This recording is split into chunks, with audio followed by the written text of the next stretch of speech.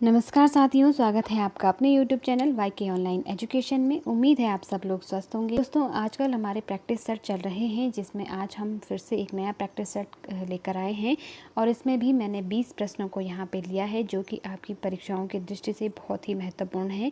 बहुत सारे कह सकते हैं हम टॉपिक ऐसे हैं कि जो कॉमन टॉपिक हैं। तो आप लोग जो भी एग्ज़ाम की तैयारी कर रहे हैं, जिसमें भी हिंदी कंपलसरी है, तो आप इस वीडियो को देख सकते हैं और अपना एनालिसिस कर सकते हैं कि आपके 20 में से कितने नंबर आ। बने रहिए, वीडियो में लास्ट तक पूरा देखिएगा और वीडियो पसंद आए तो लाइक ज़रूर कीजिएगा। पहला प्रश्न ले लेते हैं।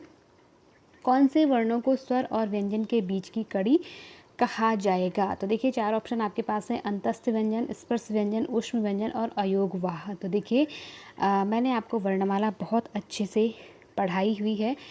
अयोगवाह जो व्यंजन होते हैं अंग और अह, अंग अह, तो इनको स्वर और व्यंजन के बीच की कड़ी कहा जाता है। ठीक, तो देखिए, मैंने आपको जब वर्णमाला पढ़ाई थी तो वहाँ पे मैंने कहा था कि जो ये अयोग वाह होते हैं, इनको अयोग वाह इसलिए कहा जाता है क्योंकि ये औ के योग से बने हुए हैं, औ के योग से बने हुए, लेकिन अर्थ जो वहन करते हैं, जो स्वर जो उच्चारण वहन करते हैं, वो व्यंजन के लिए करते हैं। जैसे अगर हम अंग का साउंड करें तो अंग में हमें गौ का साउंड सुनाई दे रहा है, अह में हमें ह का साउंड सुनाई दे रहा है, जबकि दोनों ही क्या हैं, हमारे गौ और ह दोनों ही व्यंजन हैं। और जबकि अगर हम देखें तो अ अंग अह में से अगर बिंदी हटा दें तो ये दोनों ही अ के स्वरूप के हैं, यानी अ से बने हुए हैं। तो इसलिए ये ना तो पूरी तरह से स्वर है, ना पूरी तरह से व्यंजन है। इसलिए इन दोनों को अयोगवाह के अंदर रखा जाता है और स्वर और व्यंजन के बीच की कड़ी माना जाता है। ध्यान रखिएगा, कभी भी आपसे इस तरह का प्रश्न पूछा जा सकता है। ठीक, दूसरा प्रश्न है हमारा, जिन शब्दों के अंत में अ आता है उन्हें क्या कहते हैं? तो देखिए, सीधे से आंसर की ओर आपको ले चलती हूँ। आकारांत इन्हें कहा जाता है। जैसे मैं उदाहरण से आपको अगर समझाऊं, जैसे मैं अगर कहूँ राम, ठीक है, तो अगर वर्ण विच्छेद आप इसका करें तो इसमें देखिए कौन कौन से वर्ण हैं: र, फिर आ, फिर म और फिर अ। ठीक है, तो देखिए राम म जब हम कह रहे हैं तो उसका अंतिम वर्ण कौन सा है? अ है। तो राम जो शब्द है, आपके पास कभी कभी इस तरह से प्रश्न भी बन सकता है कि राम जो शब्द है वो क्या है? अकारांत है, आकारांत है, ई कारांत है, ऊ कारांत। ये कारांत हमारे होते हैं, जितने भी स्वर होते हैं उतने कारांत हमारे होते हैं। ठीक है, तो देखो इसका अंतिम वर्ण हमें प्राप्त हुआ अ, तो इसलिए हम राम शब्द को किसके अंदर रखेंगे? अकारांत के अंदर रखेंगे। जिसका अंत अ से हो उसे अकारांत कहते हैं। ठीक, अब जैसे दूसरा उदाहरण मैं अगर दूं, जैसे अगर मैं एक शब्द लिखूं राधा, तो अगर इसको कहें कि ये कौन सा कारांत है, तो ये आकारांत हो जाएगा। कैसे? जैसे इसके अगर हम वर्ण विच्छेद करें तो र हो गया, उसका स्वर निकाल देंगे आ, फिर ध हो गया, आधा लिखेंगे ध को क्योंकि उसका स्वर हमें लिखना है आगे। ठीक है, तो राधा, तो राधा ध में अंतिम वर्ण कौन सा है? आ है। यानी कि इस पूरे शब्द की जो समाप्ति है, जो अंतिम वर्ण है, वो किस पे हो रही है? आ पे हो रही है। तो इसका मतलब ये क्या हो जाएगा? आकारांत हो जाएगा। ठीक है, इसी तरह एक और उदाहरण दे देती हूँ। जैसे कवि अगर आपको लिखना है, ठीक है, तो इसको भी अगर आपको पूछा जाए कवि कौन सा कारांत है, तो इसको देख लेते हैं। इसके लिए आपको वर्ण विच्छेद करना पड़ेगा। ठीक है, क है, उसका स्वर निकाल दीजिए, अ हो गया, प्लस व हो गया, तो व में सबसे पहले व में से स्वर निकाल दीजिए, यानी कि वो फिर क्या हो जाएगा? आधा हो जाएगा। और लास्ट में क्या है, क्योंकि आपको पता है कवि में ई की मात्रा लगी है, हालांकि ई की मात्रा देखने में तो आपको पहले नज़र आ रही है, लेकिन स्वर जब हम इसका वर्ण विच्छेद करेंगे तो ये लास्ट में लिखी जाएगी। ठीक है, तो आपने देखा कि कवि शब्द में अंतिम वर्ण हमें क्या प्राप्त हुआ? ई प्राप्त हुआ। तो इसका मतलब ये क्या है? ई कारांत है। ठीक है, इसी तरह से नदी जब लिखेंगे तो उसको भी वर्ण विच्छेद करेंगे, तो नदी में बड़ा ई आ रहा है तो वो ई कारांत हो जाएगा। ठीक है, उम्मीद है आप सब लोग इसको समझ पा रहे होंगे। और उसी तरह से उकारांत, उकारांत, एकारांत, ओकारांत, जिन भी स्वरों से अंतिम वर्ण मतलब शब्द की समाप्ति जिन भी स्वरों पे होती है उसे उसी कारांत के अंदर रखा जाता है। तो यहाँ पे आपसे पूछा गया था कि जिसकी अंत में अ आता है उसे अकारांत कहते हैं। ठीक, चलिए अगला प्रश्न है, मूर्धा से उच्चारित होने वाले वर्ण कौन से हैं। तो देखो वर्णमाला बहुत अच्छे से पढ़ा रखी है, 3 से 4 वीडियो में मैंने आपको वर्णमाला पढ़ाई थी। अगर आपने नहीं देखे हैं तो चैनल पर जाकर ज़रूर देख लीजिए, अलग से प्लेलिस्ट बना हुआ है वर्णमाला के नाम से। लिंक मैं आपको इसी वीडियो के नीचे डिस्क्रिप्शन में दे दूँगी, ज़रूर पढ़िए, क्योंकि वर्णमाला से 1 से 2 या 3 क्वेश्चन आपके ज़रूर पूछे जाते हैं। तो मूर्धा से कौन से वर्ण होते हैं, पहले कंठ हो गया, फिर तालव्य हो गया और फिर मूर्धा हो गया। तो कंठ से क वर्ग होगा, ठीक है, तालव्य से च वर्ग हो गया और मूर्धा से हमारा ट वर्ग का उच्चारण होता है। ठीक, तो सी इसका राइट आंसर हो जाएगा। अगला चौथा प्रश्न है, पवन घर आया, थोड़ी देर रुका और चला गया, इस वाक्य में उचित विराम होगा। तो देखिए एक पूरा का पूरा वाक्य आपके पास दिया है, पवन घर आया, थोड़ी देर रुका और चला गया। अगर हम इसको ऐसे पढ़ें एक फ्लो में तो ये इस तरह से हो जाएगा, ठीक है। लेकिन अब आपसे पूछ रहा है कि इस वाक्य में कौन सा विराम चिन्ह आएगा। तो लास्ट में आप देख पा रहे हैं पूर्ण विराम तो यहाँ लगा हुआ है, और पवन घर आया यानी कि हमारा जो विराम चिन्ह लगेगा वो कहाँ लगेगा, कहाँ लगेगा, एक तो यहाँ लगेगा पवन घर आया के बाद, ठीक है, कौन सा लगेगा, अल्प विराम लगेगा, यानी कि थोड़ी देर हम क्या करेंगे वहाँ पे रुकेंगे, थोड़ा सा अल्प विराम मतलब बहुत कम समय के लिए रुकना, ठीक है। पवन घर आया, थोड़ी देर रुका और चला गया, ठीक है। अब देखो रुका के बाद क्योंकि और शब्द लिया गया है तो यहाँ पे विराम नहीं लगेगा, ध्यान रखिएगा, ठीक है। तो यहाँ पे आपका विराम चिन्ह लगेगा आया के बाद, और कौन सा विराम चिन्ह लगेगा, ऑप्शन ए, यानी कि अल्प विराम जिसे हम कहते हैं, कॉमा, ठीक है। चलिए 5वां प्रश्न है, सेम विराम चिन्ह से आपसे प्रश्न पूछेंगे। रोहन, राजीव, राजा और वैभव अपने कार्य में संलग्न हैं, इस वाक्य में उचित विराम चिन्ह है। तो यहाँ पे कौन सा विराम चिन्ह है उचित, कौन सा लगेगा, तो सीधी सी बात है वही रोहन, राजीव, राजा और वैभव। तो देखो यहाँ पे तो और लगा है क्योंकि अंतिम जो हमारा वाक्य होता है, अंतिम शब्द होता है, उसके ठीक पहले हम और जोड़ देते हैं, ठीक है। रोहन कौमा राजीव कौमा, ठीक है, राजा और वैभव, यानी कि वैभव अंतिम है तो इसके ठीक पहले और आ जाएगा, और मतलब और का मतलब कि एक लास्ट, ठीक है। रोहन, राजीव, राजा, यानी कि इससे जब कॉमा लग गया यानी कि जो डी है इसका आंसर हो जाएगा, और जब कॉमा लग जाता है तो इसका मतलब कि वो चीज़ें क्या हैं, अलग अलग हैं, ठीक है। तो आपको अल्प विराम बहुत छोटे समय के लिए आपको रुकना होता है, ठीक। चलिए अगला है, फिर से विराम चिन्ह से प्रश्न है, मैं सचिन के घर पहुंचा परंतु वह नहीं मिला। यहाँ पर भी आपको बताना है कि कौन सा विराम चिन्ह का प्रयोग किया जाएगा। ठीक यहाँ पर भी, यहाँ पर लगेगा मैं सचिन के घर पहुंचा, कॉमा, परंतु वह नहीं मिला। तो इस वाक्य में भी आपका आ जाएगा कौन सा, अल्प विराम, यानी कि सी ऑप्शन इसका सही हो जाएगा, ठीक। चलिए 7वां प्रश्न फिर विराम चिन्ह से है, कबीर वाणी के डिटेक्टर थे, इस वाक्य में रेखांकित चिन्ह कौन सा विराम चिन्ह है। तो आप देख पा रहे होंगे ऊपर से लगा है एक ये और एक इधर से, तो इस चिन्ह को हम आपको इंग्लिश में यदि पता हो तो सिंगल इन्वर्टेड कॉमा इसे कहते हैं, और जब दो इस तरह के होते हैं किसी वाक्य के साथ और वहाँ उसे हम कहते हैं डबल इन्वर्टेड, ठीक है। इंग्लिश में तो आपको पता है, लेकिन हिंदी में उन चिन्हों को क्या कहते हैं, उन्हें कहते हैं उद्धरण चिन्ह। अगर सिंगल है तो इकहरा उद्धरण चिन्ह, अगर डबल है तो दोहरा उद्धरण चिन्ह, और एक चीज़ इसको और कहते हैं अवतरण भी इसे कहते हैं, उद्धरण और अवतरण चिन्ह, ठीक है। कभी कभी कन्फ्यूजन हो जाता है, उद्धरण की जगह अगर अवतरण भी आपको दिया हुआ है तो आपको ध्यान रखना है इकहरा अवतरण, दोहरा अवतरण, या इकहरा उद्धरण चिन्ह या दोहरा उद्धरण चिन्ह, ठीक है, ध्यान रखिएगा। तो ए ऑप्शन राइट हो जाएगा। 8वां प्रश्न है, प्रभु मेरा कल्याण करो, वाक्य में उचित विराम चिन्ह का प्रयोग करें। तो देखो जहाँ पर भी किसी तरह का संबोधन होता है ना, वहाँ पर हमेशा संबोधन का चिन्ह लगता है, ठीक है। तो प्रभु अब यहाँ पे लगेगा कहाँ पे, यहाँ पे प्रभु, और उसके बाद इस तरह से ये जो चिन्ह है ये लगेगा, क्योंकि यहाँ पे हम किसी को पुकार रहे हैं, ठीक है। जैसे हम कहेंगे हे राम, तो वहाँ पर भी कौन सा लगेगा, ये वाला लगेगा, इसको कहते हैं संबोधन का चिन्ह, ठीक है। तो ध्यान रखिएगा।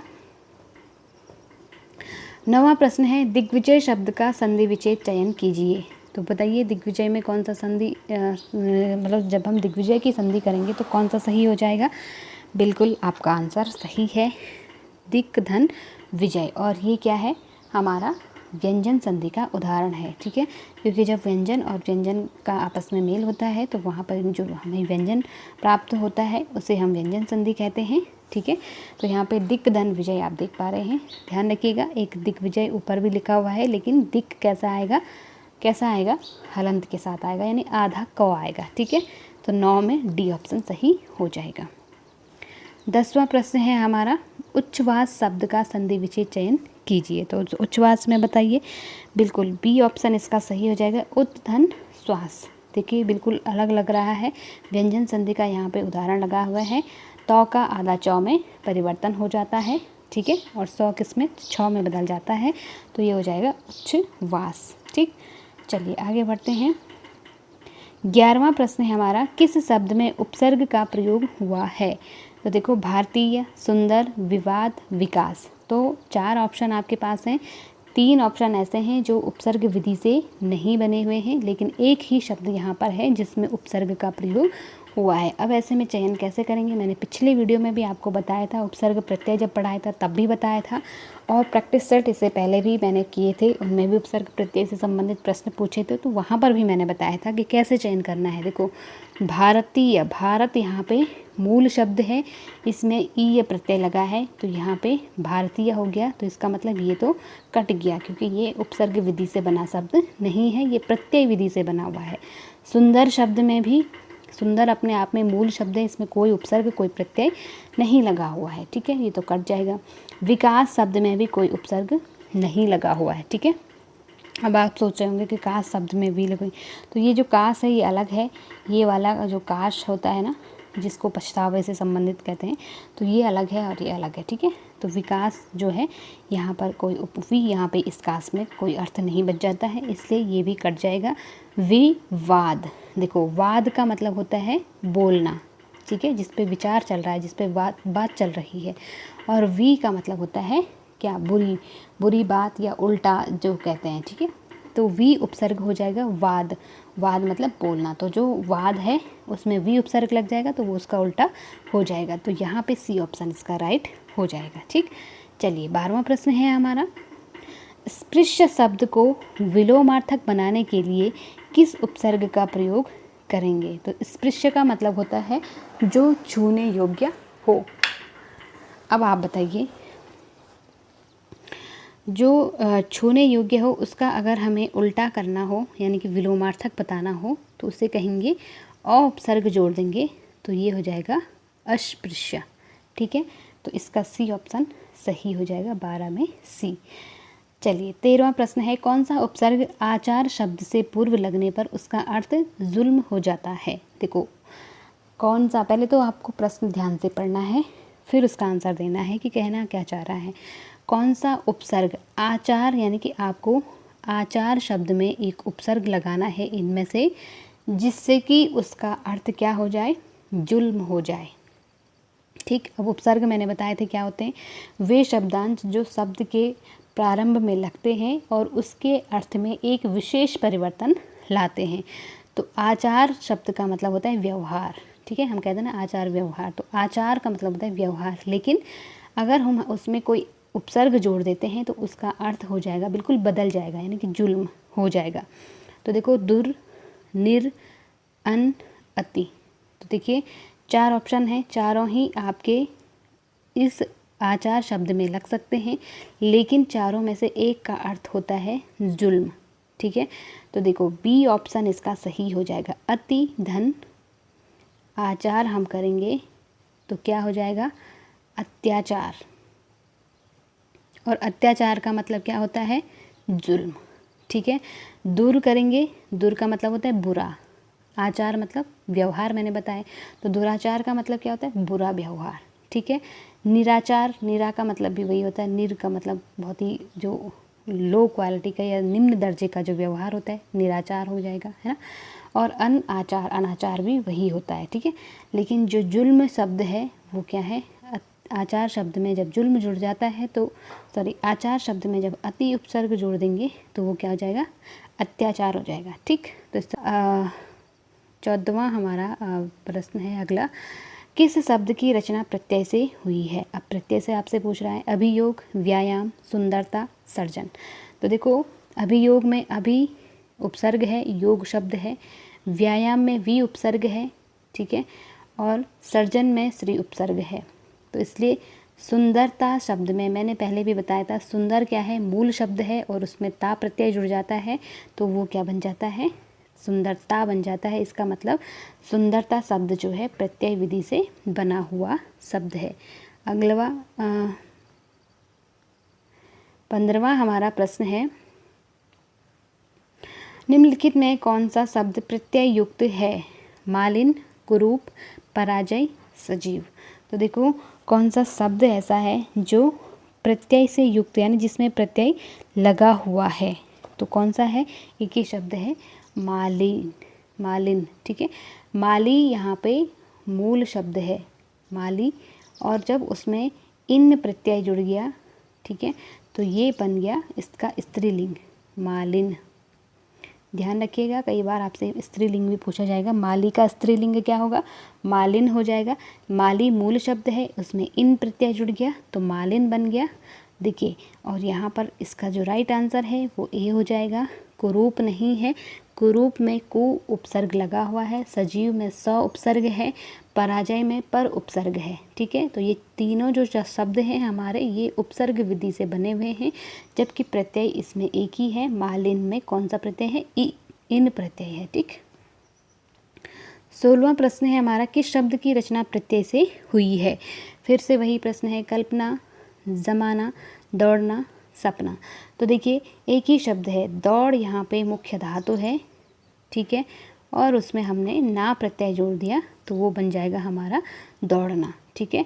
तो यहाँ पर जो शब्द है दौड़ना, उसकी उत्पत्ति प्रत्यय विधि से हुई है। दौड़ शब्द में ना प्रत्यय, तो दौड़ना क्रिया बन गई है, ठीक। अगला हमारा 17वां प्रश्न है, देवासुर में कौन सा समास है? तो देखिए आपसे समास भी पूछे जाएंगे, और देवासुर, तो अगर हम इसका समास विग्रह करेंगे तो पहला है देव, इसमें दो शब्द हैं, और दूसरा है असुर।